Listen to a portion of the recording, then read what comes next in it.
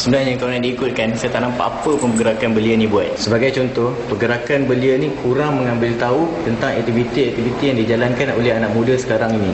Contohnya seperti saya membuat videografi, fotografi, tapi pergerakan-pergerakan belia tidak mengambil tahu apa yang aktiviti yang telah dijalankan. Diorang macam tak mengekspos diri kepada masyarakat. Jadi, pergerakan-pergerakan belia harus mengambil tindakan untuk bersifat kemasyarakatan, lebih dekat kepada masyarakat.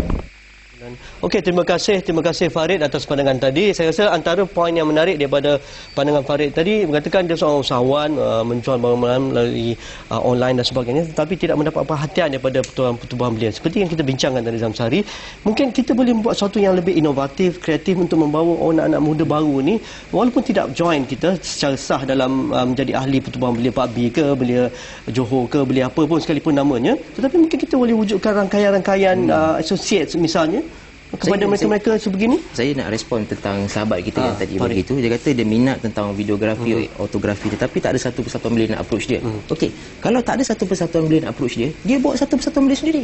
Persatuan Belia Pencinta Videografi. Dia ambil 5-6 orang ataupun 10 orang kawan-kawan dia, buat satu persatuan, bukan buat satu persatuan, buat satu persatuan, daftarkan di bawah ROI.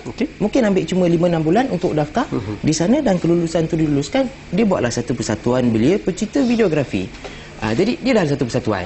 Daripada satuan itulah dia attract kawan-kawan dia yang minat dalam bidang tu untuk bersama-sama dalam persatuan tu, dan dia tu akan menjalankan program-program ataupun aktiviti-aktiviti yang berlandaskan minat dia. Okey, itu jawapan daripada Zamsari tentang pandangan daripada Farid tadi. Okey, kita baca satu pandangan yang melalui Facebook wartawan dihantarkan oleh Hamidi Borkhan. Belia hari ini perlukan satu saluran dan landasan untuk memberi ataupun meluahkan pendapat pandangan mereka dengan lebih mudah. Mereka mahukan pemimpin yang boleh mereka dampingi dengan mudah dan mesra. Antara pandangan daripada satu lagi daripada Siti Mazura, belia juga mahu pandangan mereka diperhalusi, jiwa mereka difahami sepenuhnya, dan diplomasi. Saluran kemudahan pinjaman yang tidak rumit apabila ingin menceburkan diri dalam perniagaan. Sekarang terlalu ramai belia yang berkelulusan tinggi, mereka tidak mudah diperbodohkan dengan isu-isu politik yang teruk dan sebagainya. Itu terima kasih daripada Siti Mazura. Okey, di talian sekarang saudara Nozizan Sharif, seorang blogger terkenal, nobisha.blogspot.com, dan juga bekas pemimpin belia. Assalamualaikum Nobisha. Waalaikumsalam. Nobisha selalu mention dalam tulisan-tulisan dalam blog Nobisha tentang bila cerita pasal belia ni tak boleh lari dengan isu atau budaya 5T. Apa tu budaya 5T Nobisha? Okey, terangkan sikit. Selalunya ini yang kita sebutkan. Kadang-kadang kita terlalu meraihkan belia ini. Kita bila nak buat program kena ada topi, kena ada t-shirt, kena ada tambang, kena adakan tempat tinggal, kena adakan tir, makan minum gitu. Ini yang kita sebutkan sebagai 5T, dan saya rasa dalam pendekatan hari ini, sementara itu saya tak ada masalah, tak ada halangan, boleh kita teruskan. Tetapi saya rasa kita juga kena melihat pada konten ataupun pengisian program belia kalau kita nak melibatkan generasi muda dalam program-program kita. Hello Nobisha. Ya, saya. Ya, teruskan lagi. Ya, dan satu, kalau kita bercakap dengan generasi muda ini, mereka tidak suka terlalu birokrasi lah dalam pendekatan pembangunan belia ini. Dan saya melihat kadang-kadang pendekatan yang diambil oleh Persatuan Belia perlu dalam konteks menyediakan satu platform yang sah untuk bekerja. Tetapi Persatuan Belia itu sendiri bukan merupakan matlamat. Dia tidak lebih daripada sekadar platform ataupun sekadar wadah Dan sebab itu saya katakan bahawa kalau kita nak bercakap dengan soal Persatuan Belia itu, saya melihat apabila kita ada akta baru di mana pendaftaran Persatuan Belia itu dipindahkan daripada ROS kepada ROI, apa yang saya nak cadangkan supaya proses di ROI itu dipendekkan. Dipercepatkan lagi dipercepatkan. Maknanya bukan lagi 4-5 bulan, kalau boleh buat 1 minggu je.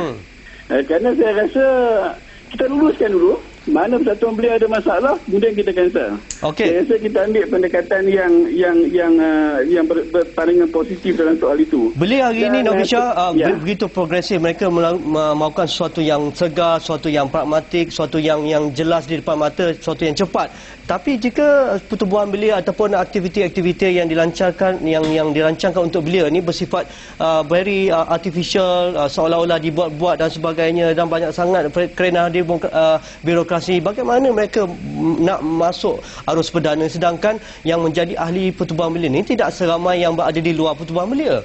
Dan saya rasa soal ahli ini kita tak nak jadikan semua orang ahli. Kalau dalam parti politik pun bukan semua orang jadi ahli parti politik. Saya rasa apa yang nak kita lakukan sekarang tu, saya sebutkan di awal tadi bahawa persatuan ini sekadar platform ya, untuk maksudnya kita melaksanakan aktiviti itu secara sah ya, di sisi undang-undang. Now, aktiviti persatuan belia itu harus meliputi belia yang berpersatuan dan tak berpersatuan. Itu satu. Yang kedua, saya rasa saya nak ucap tahniah kepada Kementerian Belia dan Sukan dan Majlis Belia Malaysia ini kerana kita berjaya untuk adakan satu akta, dan mulai tahun ini semua pemimpin persatuan belia berusia bawah 40 tahun. Ini satu pendekatan yang baik dan harus diberikan pengiktirafan. Cuma yang saya nak katakan bahawa kalau kita nak katakan program itu datang daripada belia, maka biar belia yang come up dengan idea. Kadang-kadang kita dalam persatuan cuba buat aktiviti yang kita rasa belia suka.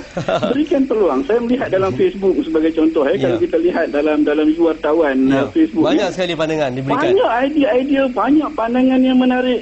Kenapa tidak kita libatkan mereka ini, dapatkan pandangan mereka ini, dan kita jangan gunakan pendekatan yang formal yang sedia ada. Kita ada majlis perundingan, kita ada persatuan belia yang saya fikir bagus ya, tetapi pada masa yang sama dengar pandangan belia ini dalam media baru ini, dalam blog, dalam Facebook dan sebagainya. Ini adalah sebahagian daripada proses youth empowerment. Okey, Nobby Shah, banyak lagi kita nak bincang tapi masa tidak bincang. Terima kasih Nobby Shah ya. Okey, terima kasih. Terima kasih. Anda boleh ikuti pandangan Nobby Shah melalui Facebook Wartawan, dan buka di sana banyak pandangan-pandangan yang diutarakan oleh rakan-rakan wartawan. Okey, terakhir sekali dalam 20 saat Zamsari.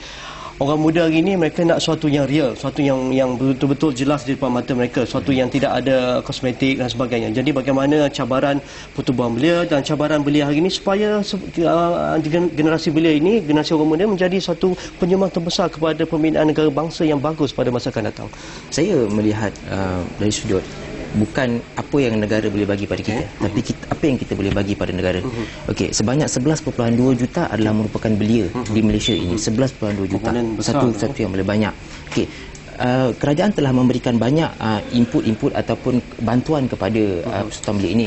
Di mana yang pertama sekali kita lihat, apabila satu persatuan belia itu telah ditubuhkan di daftar secara sah, mereka automatically akan mendapat bantuan kewangan sebanyak RM3,000. Okey. Dan di samping itu juga mereka boleh menjalankan aktiviti-aktiviti dan mereka akan mendapat bantuan kewangan dengan hanya memasuki ruangan e-bantuan, dan mereka akan dapat bantuan daripada kerajaan, daripada Kementerian Belia dan Sukan. Maka tidak ada secara total mengatakan bahawa mereka ini tidak boleh bergerak, tidak boleh berjalan. Cuma cara yang inovatif, kreatif perlu ke depan untuk menyuarakan pandangan anda. Okey, terima kasih Zamsari daripada Setiausaha Agung Belia Pak B. Johor atas pandangan dan masa bersama wartawan pada malam ini. Jadi untuk topik seterusnya pada malam 18 Mei kita akan cerita pasal ancaman jenayah ragut. Ini satu lagi ancaman yang tidak habis-habis kita lihat, kita baca di paparan media bagaimana jenayah ragut makin berleluasa saban hari. Itu yang akan kita bincangkan. Hantarkan pendapat dan juga pandangan anda ke You Wartawan melalui Facebook kami, melalui email kami, melalui audio dan juga video. Silakan. Itu sekian. Assalamualaikum dan jumpa lagi.